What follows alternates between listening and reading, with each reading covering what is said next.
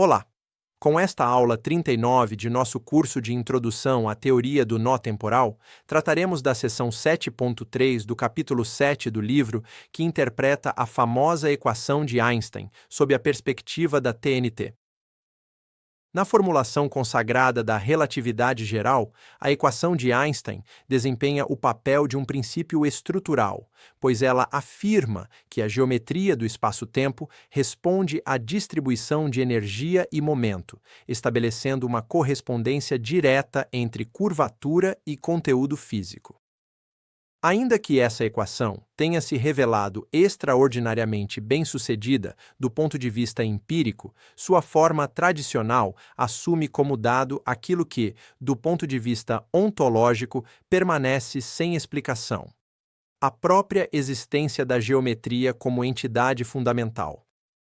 O espaço-tempo na relatividade geral surge já munido de estrutura métrica, e a curvatura aparece como propriedade intrínseca desse substrato. A teoria do nó temporal introduz um deslocamento radical desse ponto de partida. Na TNT, a equação de Einstein não é tomada como postulado geométrico, mas como expressão projetada de um nível mais profundo de organização da realidade, no qual ainda não há espaço nem tempo no sentido clássico, mas apenas relações funcionais entre estruturas espectrais. O fundamento da TNT é a rede temporal, isto é, uma malha de nós dotados de estados internos cuja natureza é espectral e dinâmica. Esses nós não ocupam posições em um espaço pré-existente. Eles se definem exclusivamente por seus vínculos funcionais e pelo grau de alinhamento entre seus modos internos. Como já vimos nas aulas anteriores, especialmente na aula 38, a relação entre dois nós não é medida por distância, mas por coerência. Quanto mais estável e sincronizada for a relação espectral entre eles, mais consistente será a possibilidade de uma projeção comum. A realidade observável começa a emergir apenas quando conjuntos extensos desses vínculos atingem um regime de estabilidade suficientemente robusto para sustentar uma projeção contínua. Antes disso, não há geometria latente aguardando preenchimento, mas apenas uma topologia funcional de conexões temporais.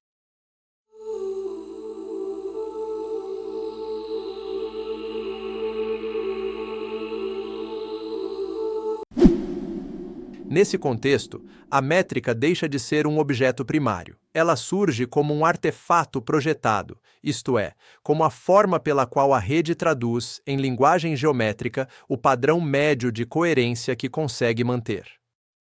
Em outras palavras, isso significa que regiões altamente coerentes da rede projetam-se como regiões espacialmente próximas e fortemente acopladas. E, por outro lado, regiões onde a coerência se degrada projetam-se como separações efetivas ou como distorções da estrutura espacial.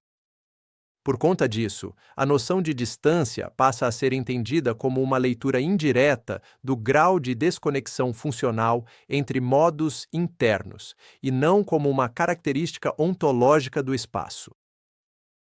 A geometria observável não organiza a rede, ela é organizada por ela. Observe que, frente a esse novo entendimento do que é distância, o que chamamos de curvatura, por sua vez, adquire um significado ainda mais profundo. Na TNT, não se trata de uma deformação de um espaço autônomo, mas da manifestação projetada de variações não lineares na coerência espectral da rede. Isso significa que sempre que o padrão de alinhamento entre os nós se reorganiza de modo assimétrico ou concentrado, a projeção dessa reorganização assume a forma de curvatura. Perceba que aquelas regiões que, na linguagem clássica, seriam descritas como campos gravitacionais intensos, correspondem, nesse enquadramento da TNT, a domínios em que a coerência sofre redistribuições abruptas ou altamente estruturadas. O espaço não reage, ele reflete. A curvatura não age como causa dinâmica, mas como efeito estável de uma organização funcional subjacente. Nesse contexto, a equação de Einstein adquire um novo estatuto conceitual. Ela deixa de ser a lei fundamental que governa a relação entre matéria e espaço-tempo e passa a ser compreendida como a condição de estabilidade projetiva da coerência espectral da rede temporal. Sempre que essa condição é satisfeita, a projeção resultante reproduz, no nível observável, a estrutura formal da relatividade geral. A gravidade, nesse sentido, não é uma força nem uma propriedade intrínseca da geometria, mas a assinatura geométrica de reorganizações coerentes no tecido temporal fundamental. Com isso tudo, a teoria do nó temporal explicita uma inversão ontológica decisiva. O espaço-tempo curvo não é o palco último da física, não é um substrato, mas a superfície visível de uma dinâmica espectral mais profunda, cuja consistência funcional se expressa para o observador projetado sob a forma da equação de Einstein. E isso representa um ganho teórico realmente significativo.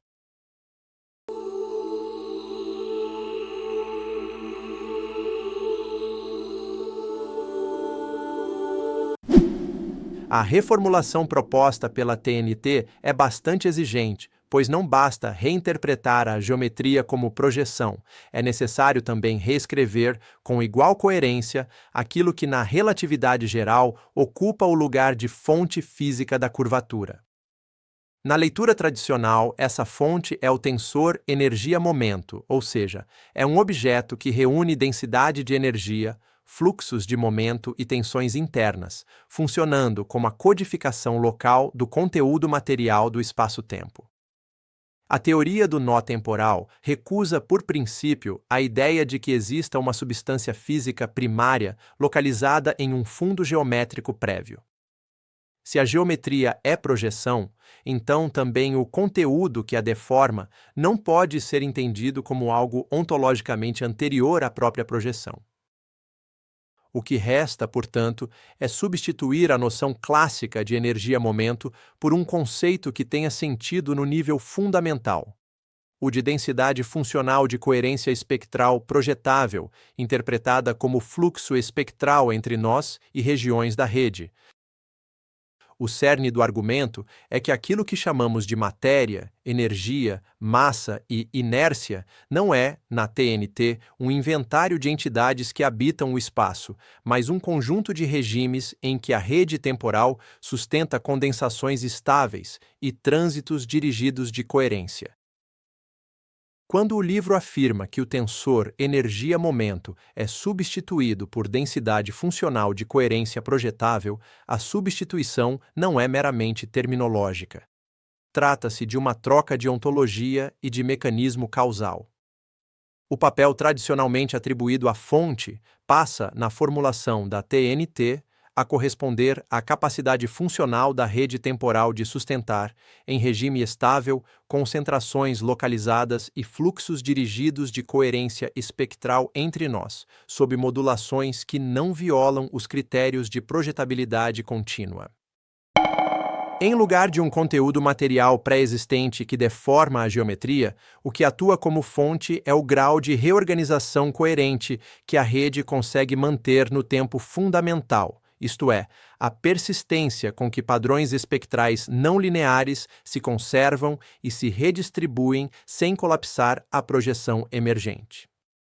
Na teoria do nó temporal, aquilo que chamamos de massa não corresponde a um conteúdo substancial preenchendo o espaço, nem a uma entidade material compacta no sentido clássico. Massa é o efeito projetado de um regime de coerência altamente organizado, isto é, de um patamar estável de condensação funcional da rede temporal. O que se projeta como massa é, portanto, um estado de sustentação coerente, não uma ocupação volumétrica do espaço. Quando se diz, popularmente, que a massa é um grande vazio, o rigor da afirmação está no seguinte ponto. O domínio projetado associado a um corpo massivo não é caracterizado por densidade ontológica interna, mas por restrição dinâmica da rede, por um bloqueio funcional à livre redistribuição da coerência. Em outras palavras, o interior de um corpo massivo não é pleno de algo. Ele é funcionalmente rígido, espectralmente saturado e justamente por isso opaco à projeção de graus de liberdade adicionais. O vazio não é ausência de estrutura, mas ausência de projetabilidade interna. Isso explica por que, mesmo na física convencional, a maior parte do volume associado à matéria é empiricamente vazia e por que a massa não se dissolve quando essa vacuidade é reconhecida. A TNT radicaliza esse fato.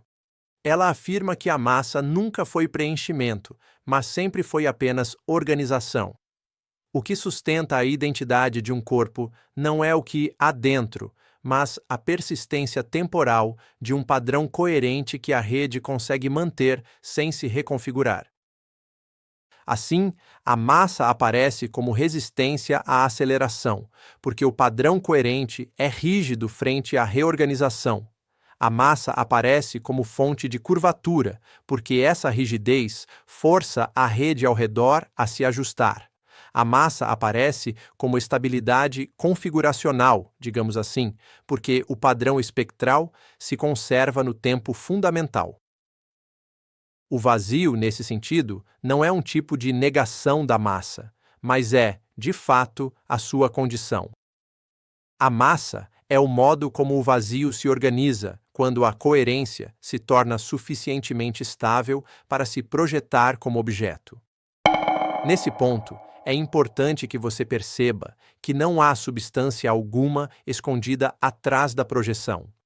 Há apenas coerência sustentada.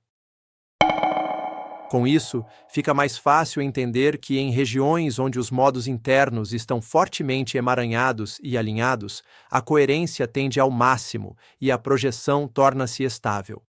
Quando múltiplos fluxos espectrais se cruzam, se comprimem ou entram em competição, a rede é forçada a reorganizar sua estrutura funcional.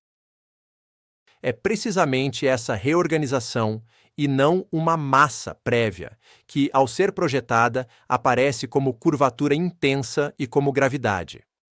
Daí decorrem 3 consequências físicas imediatas, explicitadas pela TNT. Primeiro, o aumento de curvatura projetada acompanha o aumento de reorganização funcional. Segundo, a emergência de massa e de inércia deve ser lida como assinatura de um patamar de coerência sustentado por um domínio da rede. Terceiro, a gravidade deixa de ser uma interação fundamental e passa a ser a forma geométrica pela qual a projeção codifica gradientes e concentrações de coerência. Em termos operacionais, a TNT está dizendo que o mundo observado se comporta como se existisse um campo gravitacional porque, em nível subjacente, existe um padrão de coerência que não é uniforme. Ele se adensa, se rarefaz, se reestrutura e essas variações, quando projetáveis, obrigam a métrica emergente a se ajustar.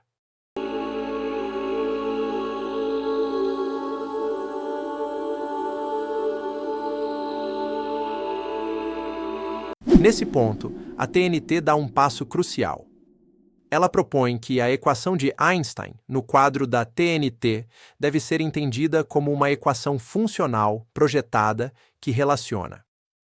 Primeiro, um lado geométrico que mede a variação local da desconexão funcional entre modos, isto é, a resposta geométrica da projeção aos gradientes de coerência, e, segundo, um lado material, entre aspas, que mede a densidade e o fluxo da coerência projetável atravessando uma região da rede, isto é, a fonte funcional que força reorganizações. O detalhe importante é que esses 2 lados não são independentes. Ambos são faces distintas do mesmo substrato espectral. A geometria não é um setor ontológico separado da matéria. O que existe é uma rede de coerência que, quando estável, se projeta simultaneamente como geometria e como conteúdo físico. A equação de Einstein, portanto, não acopla 2 entidades distintas. Ela impõe consistência entre duas descrições projetadas de uma única dinâmica subjacente. Nesse sentido, a TNT também explicita o papel do coeficiente, que na física clássica é interpretado como constante gravitacional. Na TNT, esse coeficiente deixa de ser lido como intensidade de uma força à distância e passa a ser um parâmetro de calibração entre escalas. Ele conecta a escala da descrição geométrica emergente, metros, segundos, à escala natural da coerência espectral, unidades funcionais internas. Em outras palavras, ele mede quão sensível a geometria projetada é às reorganizações espectrais, ou seja, para uma mesma variação de coerência, o coeficiente gravitacional mostra quanta curvatura aparece no mundo projetado. Isso é conceitualmente mais forte do que a leitura tradicional, porque transforma uma constante empírica em um índice de resposta do mecanismo projetivo. Essa reinterpretação é coerente com uma tese central da TNT. As leis clássicas são regimes estáveis de projeção e constantes clássicas são âncoras de estabilidade dessa projeção. E sobre essa questão especificamente, trataremos em aulas específicas mais adiante. Uma segunda implicação importante, ainda dentro do escopo desta aula, é que a TNT reclassifica o que, na relatividade geral, chamamos de ondas gravitacionais. Se a curvatura é a forma projetada de variações na coerência, então perturbações na coerência que se propagam pela rede, perturbações transversais, oscilações locais de alinhamento, devem projetar-se como ondas na geometria observável. A TNT assinala que a forma de onda conhecida e suas polarizações usuais podem ser recuperadas, mas introduz uma diferença conceitual muito interessante. Segundo a TNT, existe, em princípio, espaço para um modo adicional, associado a variações globais do padrão de coerência, algo que a descrição geométrica padrão pode não capturar como grau de liberdade independente. O ponto aqui não é adicionar um efeito exótico, e sim mostrar que, ao trocar o substrato, troca-se também a classificação natural dos modos perturbativos. O que era apenas geometria passa a ser a sombra de dinâmicas espectrais mais ricas. Por fim, a TNT delimita um ganho de rigor ontológico ao tratar dos regimes extremos.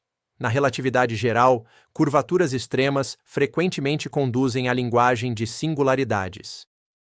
Na TNT, a noção de singularidade é substituída por saturação funcional. Quando a coerência tende ao máximo em um domínio, o potencial de desconexão satura e a projeção entra em regime limite. Em vez de divergências geométricas como fatos últimos, o que ocorre é a perda de validade do regime projetivo contínuo. A rede não consegue sustentar, com os mesmos graus de liberdade, uma projeção suave. A fronteira do problema deixa de ser uma patologia da geometria e passa a ser um limite operacional do mecanismo de projeção. Perceba que isso é conceitualmente mais econômico. Afinal, singularidade não é um lugar no mundo, mas um sinal de que a descrição projetada deixou de ser adequada ao nível de coerência atingido. Trata-se de uma solução notavelmente simples e elegante. Em síntese, esta aula 39 consolida a correspondência central da seção 7.3 do livro. A equação de Einstein emerge, na TNT, como a forma projetada de uma condição de estabilidade que amarra dois aspectos inseparáveis de uma mesma realidade subjacente. A resposta geométrica, ou seja, a curvatura como variação de desconexão funcional, e a fonte funcional, ou seja, o fluxo e a densidade de coerência projetável.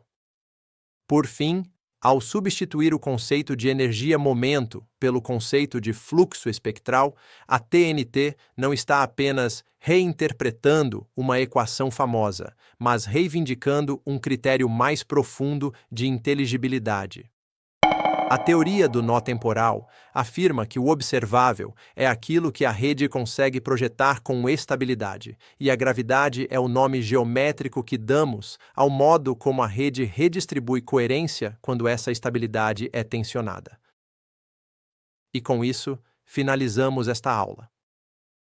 Se o assunto desperta o seu interesse, considere se inscrever no canal para nos acompanhar. Até a próxima aula!